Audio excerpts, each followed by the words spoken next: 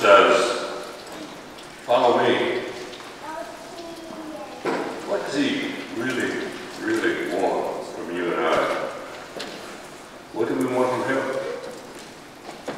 If you had an opportunity to ask Jesus for one thing, knowing he would grant it to you, what would you ask for? Money? A new car? A new house? Win the lottery? Model children? The perfect husband? Perfect wife? A better job? Retirement? How about this?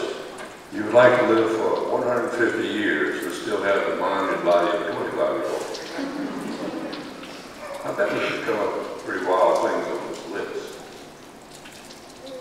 But what would you really ask Jesus for? We would think long and hard and seriously about it. We would come to a place where we would ask ourselves, what are my deepest desires? If you have never asked yourself this question, you are in for some pretty heavy thinking. What does really, really matter? We're not talking about surface wants, but deep, heartfelt desires. These are the kinds of desires that we don't usually speak about and may not have really identified them. They're desires that touch our hearts. We want our children to be happy, or one of them who is struggling with a bad or abusive marriage, on peace. We may have someone close to us that is an alcoholic or a drug addict. We may have a child or a parent or spouse with a terminal illness. We may simply want someone that we can talk to, share our hearts with. Our family may be in serious financial trouble. We may have adult children to whom God is not important. We may be lonely and want someone to care for us. If we believe in God, we want to go to heaven. We don't usually have just one heartfelt desire. We usually have several, and others that we can't think of, except from time to time.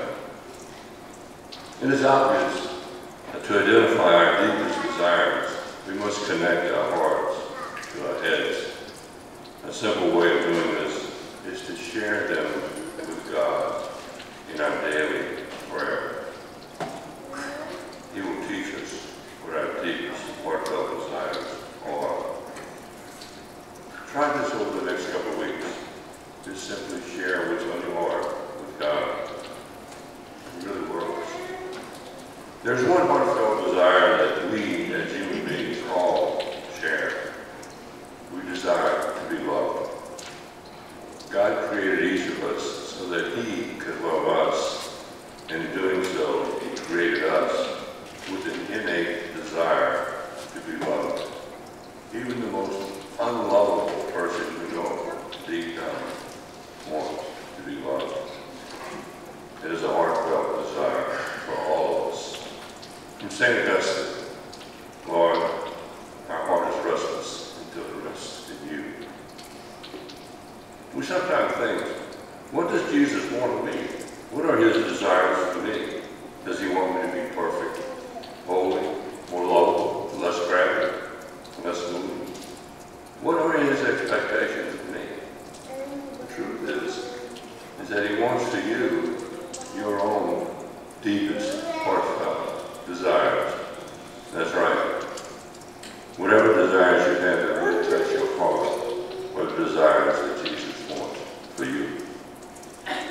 The difference between Catholicism or Christianity and all other religions throughout history is its belief that God is present and very active within each human being. Our church teaches that God is more intimate to us than we are to ourselves. That's because he is never absent from us. He is never not present, while we are often not present to ourselves. We're so busy, so distracted. Our problem living with the reality of God's presence within us is our expectations. Either we have done because we think we're unworthy of God's concern and love for us, or we assume that if God comes, it will be in some extraordinary way, and that is unlikely. God is spirit. He is in the ordinary. His ways are not our ways. He communicates with us through our thoughts, feelings, imagination. He works with each of us in spite of the obstacles that we place in his way. God is more than just everywhere. He is within each of us. We share in his life now.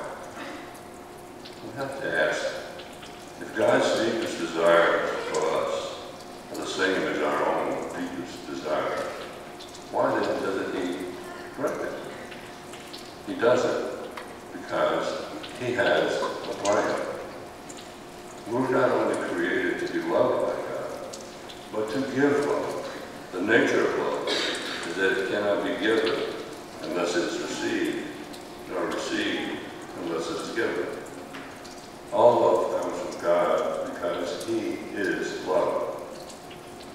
This is why the spiritual journey to God is one of love, the path that Jesus gave us by the gift of himself.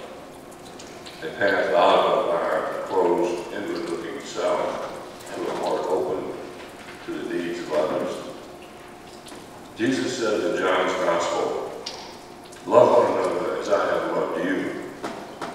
We know that we were created to be loved by God and that each and every human being desires deep down to be loved. Paul says in his letter to the Galatians chapter 5, the gifts of the Spirit are love, joy, peace, patience, kindness, generosity, faithfulness, gentleness, and self-control.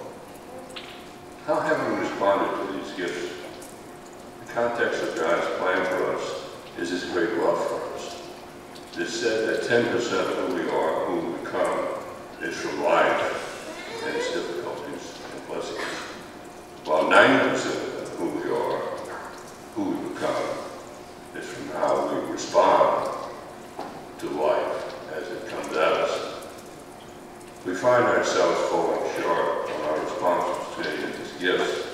We can ask God for his help or his grace.